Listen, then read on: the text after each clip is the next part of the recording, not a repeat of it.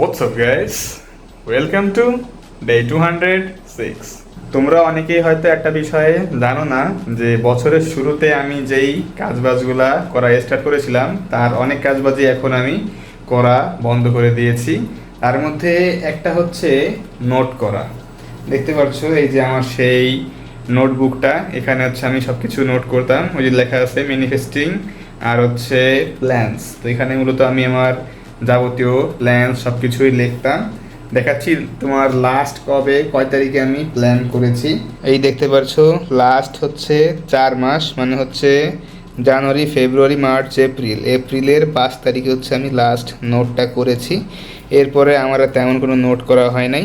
এখানে মূলত আমি আমার ডেইলি অ্যাক্টিভিটিসগুলা আমি এখানে হচ্ছে লিখতাম, তারপরে হচ্ছে এই কাজবাজগুলা সেই অনুসারে করতাম। দেন আরেকটা আছে হচ্ছে পেন ড্রিল এক্সারসাইজ। এটা মূলত হচ্ছে তোমরা যারা আমার আগে থেকে ভিডিও ফলো করো দেখো তারা জানবা যে আমি শুরুর দিকে একটা প্র্যাকটিস করতাম কথা বলার জন্য। গালের মধ্যে পেন নিয়ে আমি একটা প্যারাগ্রাফ বা একটা রচনা এরকম কিছু পড়ার ট্রাই করতাম। ক্লিয়ারলি প্রত্যেকটা ওয়ার্ড এমফাসাইজ করে স্পেসিফিকলি জোর দিয়ে পড়তাম। এতে করে আসলে হতো কি, উচ্চারণটা আরও ক্লিয়ার আসতো, আর্টিকুলেশন প্রবলেমটা আরও মানে সব দিক থেকে সলিড হইতো। মানে স্পেশালি মামলিং যে প্রবলেমটা, যে কথা জড়িয়ে ফেলানো, এটা আমার আসলে প্রবলেম ছিল, এখনও স্টিল আছে। বাট এটা আসলে আমার বেশি দিন যাবৎ, সর্বোচ্চ মনে হয় আমি 3 মাস না 4 মাস যেন কন্টিনিউ করেছিলাম। এরপরে আসলে আর কেন জানি আর হয়নি, সব কিছু আসলে গুলিয়ে গিয়েছিল। আর সব থেকে বড় কথা এর পিছনে মেইন কারণটা হচ্ছে আমার এখন বর্তমানে কিন্তু কন্টেন্ট মেকিং বলো, রিলস মেকিং সব কিছু কিন্তু বন্ধ আছে। আমি এখন বেশিরভাগ টাইম স্পেন্ড করছি আমার আপকামিং প্রজেক্ট, যেটা একদম মানে প্রিমিয়াম যেই ক্যাটাগরি নিয়ে কাজবাজ করা, ওটা নিয়ে মূলত আমি এখন ঘাটাঘাটি করছি। ডিজাইন বলো, রিসার্চ বলো, প্রোডাক্ট সোর্সিং করতে কী করবো, ওই সব বিষয় নিয়ে টাইম স্পেন্ড বেশি করি। আর এখন তো আর এইসব নিয়ে তেমন কিছু আমার আশা টাশা নাই যে আমি এইসব নিয়ে অনলাইনে সেল করবো, করবো, এরকম কোনো টার্গেট গোল নাই। তো যার জন্য আসলে আগের মতো সেই কন্টেন্ট ক্রিয়েশন বা কন্টেন্ট নিয়ে ভাবা, স্ক্রিপ্ট রাইটিং এইসব আসলে কিছুই এখন আমি করছি না। যা করছি সব আমার পরের প্রজেক্ট নিয়েই করছি। এইগুলো সময় পেলে আমি তো বলে দিয়েছি যে হোলসেল করে দিব। তো যার জন্য এই মুহূর্তে হচ্ছে আমি এইসব কাজবাজগুলা আপাতত পোস্টপোন করেছি। যখন আপকামিং প্রজেক্টগুলো রানিং করে ফেলবো, একদম চলে আসবে রানিং, ওই সময় হচ্ছে আবার সব কিছু ইনশাল্লাহ আস্তে আস্তে শুরু করে দিব। ওই সময় আবার দেখতে পারবা সেই পুরনো জোশ। তাছাড়াও সামনে আমার একটা গুরুত্বপূর্ণ কাজ বাকি আছে, সেটা হচ্ছে এনআইডি অ্যাপ্লিকেশন। এখন তোমরা অনেকেই একটা কথা বলবা যে ভাই আপনি বিজনেসটা রান করতেছেন অলমোস্ট 2 ইয়ার্স, এখনও আপনার এনআইডি কার্ড নাই। হ্যাঁ, এটা সত্যি কথা যে আমার এখন এনআইডি কার্ড হয় নাই।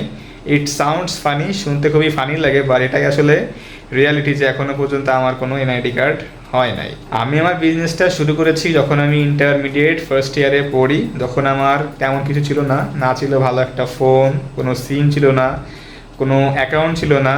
তো সব দিক থেকে বলতে গেলে আমি ডিপেন্ডেন্ট ছিলাম আমার আম্মুর উপরে। তার নিজের ফোন ছিল, তার অ্যাকাউন্ট ছিল, তো সব কিছু ট্রানজ্যাকশান এভরিথিং আমার আম্মুর মাধ্যমে আমি করতাম। তো আস্তে আস্তে যখন ফোন কিনলাম, সিম হইলো, নাম্বার টাম্বার যাবতীয় সব কিছু হতো, সব কিছুই নিজের দিকে আস্তে আস্তে নিয়ে আসলাম।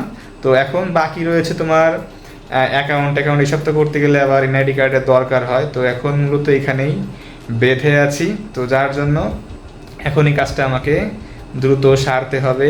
অ্যাকাউন্ট নাম্বার ম্যানেজ করতে হবে, বিকাশ অ্যাকাউন্ট, নগদ টগদ সব খুলতে হবে, কেননা আস্তে আস্তে ব্যবসা বড় করতে হবে। তো এইসব জিনিস আসলে নিজের আয়ত্তে রাখাটা অনেক বেশি গুরুত্বপূর্ণ। আমি আসলে যখন জানতে পারি যে বয়স 18 না হলেও অ্যাপ্লাই করা যাবে এনআইডির জন্য, তখন থেকেই মূলত আমি নিয়ত করে ফেলেছিলাম যে আমি খুবই দ্রুত অ্যাপ্লাইটা করব। বাট সামহাও বিভিন্ন ওয়ার্ক প্রেশারে আর সেই কাজটা করা হয় না, এদিক ওদিক দৌড়ানো হয় নাই। কেননা জানো এইসব কাজবাজ করতে গেলে এই অফিস ওই অফিস অনেক দৌড়াদৌড়ি করতে হয়, অনেক প্যারা আছে। তো আমি সেই টাইমটা ম্যানেজ করতে পারি নাই। তো এখন হচ্ছে আমার টাইমটাও একটু মানে আগের থেকে তো ফ্রি আছি, তো চিন্তা ভাবনা করছি। প্লাস এখন আবার আব্বু খুলনা আসছে, তো সেই ক্ষেত্রে একটা অ্যাডভান্টেজ আছে, টাকা পয়সা সমস্যা বা এদিক ওদিক যা নেই তেমন একটা ঝামেলা হবে না। তো দেখা যাক এই কয়েকদিনে কিছু করতে পারি কিনা, করার চেষ্টা করব। আর মেইনলি হচ্ছে কি, এগুলো তো খুবই সময় সাপেক্ষ ব্যাপার, খুবই টাইম নেয়। এমন তো না যে আজকে অ্যাপ্লাই করলাম কালকে যে কার্ড নিয়ে আসবো, সময় লাগবে।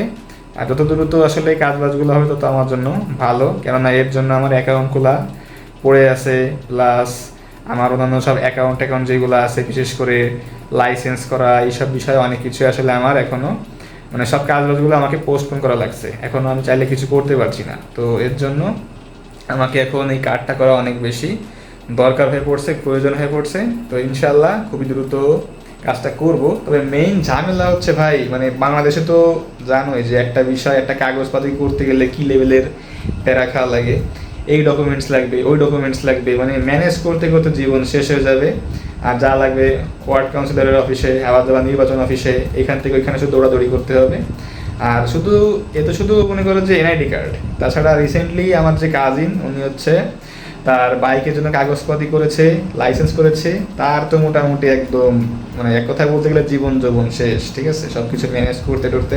তো সব মিলে আসলে এক কথায় বলা যায় যে বাংলাদেশ আসলে মানে ভালো মতো কোনো কিছু আসলে হবে না।